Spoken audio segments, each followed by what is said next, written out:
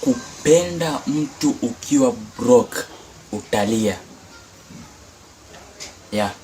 Ukipenda mtu ukiwa broke utalia.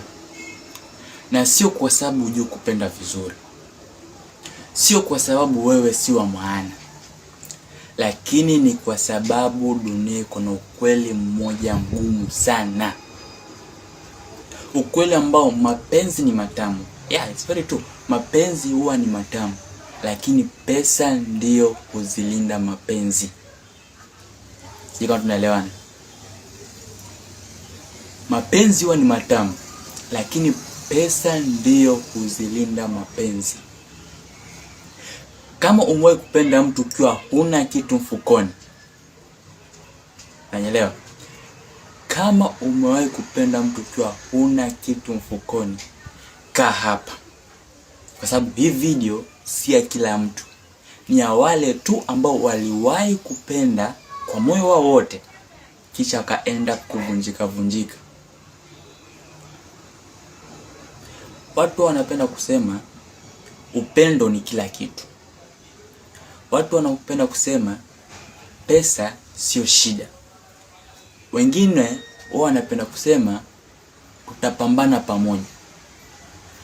Lakini hakuna mtu ambaye atakuja akwambie kwamba kupenda mtu ukiwa broke ni emotional risk kubwa sana. Sababu maisha sio movie. Hakuna guarantee ya happy endings. Maisha ni bills, maisha ni pressure, maisha vile vile ni expectation. Unaelewana? Unajua mwanzoni wa mahusiano ama mwanzoni wa relationship huwa kila kitu iko perfect. Just allow me to say this. Huwa mambo yako perfect. Why am I saying this? Because mtachat usiku kucha. Sasa mtachekeana. Sasa mtapeana promises za aina. Sasa yeye atakuja kukuambia, mrembo wako atakuja kukuambia pesa sio shida. Atakuja kukuambia na kupenda wewe vile uko. Atakuja kukuambia tutapambana pamoja. Wewe kama mwanaume utamwamini. Kwa sababu gani? Unampenda kwa unamwamini. Unampenda ndio kwa unamwamini. Elewana? Sasa pole reality inaanza kuingia. Unataka kumpeleka date. Unataka kumnunulia gifts. Unataka kumfanya ajifeel special. Unataka kumpeleka date, unataka kumnunulia gift, unataka kumfanya ajisikie special. Lakini mfuko uko empty. Siko tunaelewa. Unataka kufanya kila kitu ambao ni vizuri, lakini mfuko nayo uko empty. Sasa hapo unaanza kusema siku moja, unaanza kusema siku nitapata pesa, unaanza kusema next time, unaanza kusema subiri kidogo, na kila subiri kidogo inakufanya ujione mdogo. Am I communicating? Kila subiri kidogo inakufanya ujione mdogo. Kwa sababu utajifanya uko strong nje, lakini ndani unavunjika. Sasa hapa ndio mambo yanaharibika sasa. Hapa ndio mambo yanaharibika. Sikiliza vizuri. Unaanza kuona watu wanaenda dates. Unaanza kuona watu wanapost gifts. Unaanza kuona watu wanaanza kutravel. Sasa wewe unaanza kujilinganisha na hao. Wewe unaanza kujiuliza maswali ambazo mimi sijui maswali zingine zinatoka wapi. Unaanza kujiuliza sijui huyo atanichoka kweli. Unaanza kujiuliza sijui ati mimi nimeweza. Unaanza kujiuliza sijui anaweza kuwa kuna mtu. Hapo ndipo insecurity huwa inaingia kwenye mahusiano ama relationship.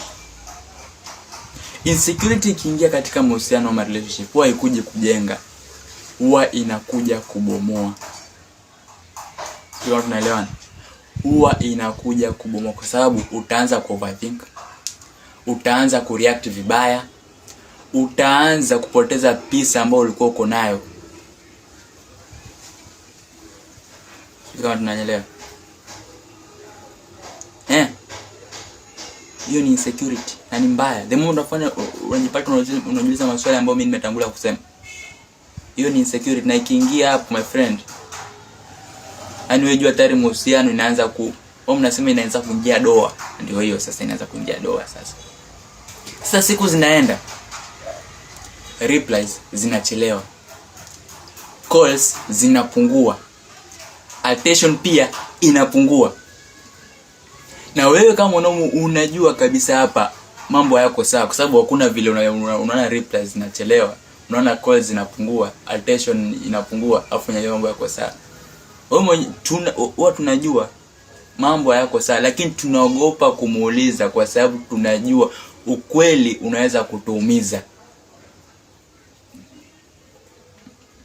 Unanielewa?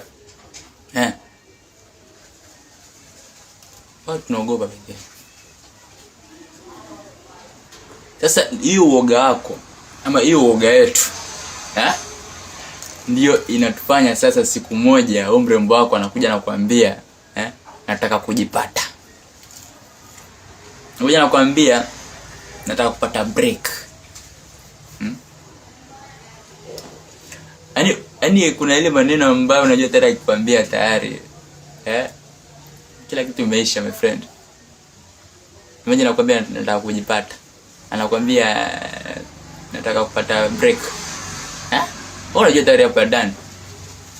Lakini unajua ukweli kwamba huyu hakupenda, hakuchoka na upendo wako. Alichoka na hali yenye uko nayo. Hakuchoka na upendo wako kabisa. Wao wanachoka na hali yenye uko nayo. Kwa sababu kupenda nayo nakupenda, lakini hali nayo hairuhusu wewe kupendwa. Lakini sikiliza hapa vizuri niambie. Listen, niambie. Sio kila mtu ambaye atakuja apende potential yako. Sio kila mtu. We have potential. Many of us tuko na potential ya kufanya kitu, lakini sio kila mtu atakuja apende potential yako. Wao wanapenda kuona results. Sasa wao wanapenda kuona results. Na hiyo imaanisha ati hao ni wabaya. Inamaanisha kwamba maisha ni real. Maisha ni real. Upendo huwa hailipi bills, tuelewane hapa. Upendo hailipi bills. Upendo haiwezi kufanya kukupatia lifestyle yenye wewe unataka. Hiyo ni ukweli ambao watu wengi hawezi kuambia direct, lakini mimi nakwambia leo. Sasa sikiza, kwa sababu mimi napenda kukupatia lessons. Sikiza niambie. Usiwahi kupenda mtu ukiwa unasemaje? Ukiwa unajisahau. Usiwahi kupenda mtu kwa sababu uko very desperate. Tuelewana? Usiwahi kupenda mtu ukiwa desperate, my dear friend. Na usiwahi kujisahau katika mapenzi. Hatumeingia kwa mapenzi sasa ushajisahau. Usiwahi fanya mtu kwa kila kitu chako. Napenda kusema hivi. Nikitangulia hizo videos ambazo nimeweza kurelease, utasikia tu nakwambia tu, usiwahi kufanya kila mtu chako. Hata wewe huwezi fanya kitu mpaka mtu akuwe. Siku moja utaumia. Jijenge kwanza. Jipende, jitengeneze stability.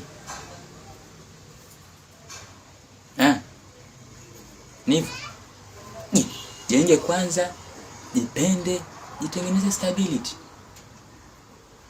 Kukua broke inaweza kufanya ukalia, lakini hiyo haimaanishi wewe ni failure. Hii ni stage. Na siku moja utakuja kupendwa kwa uvumilivu, na siku moja utakuja kupendwa ukiwa na confidence. Unaelewana? Mimi nataka kuongea sana, lakini zingatia mambo ambayo nimeongea sasa hivi. Kama umefika hapa hadi mwisho, comment nitajijenga kwanza, like, share video hii. Johnny Boy JB, nawapenda sana mpaka naumwa. Thank you so much.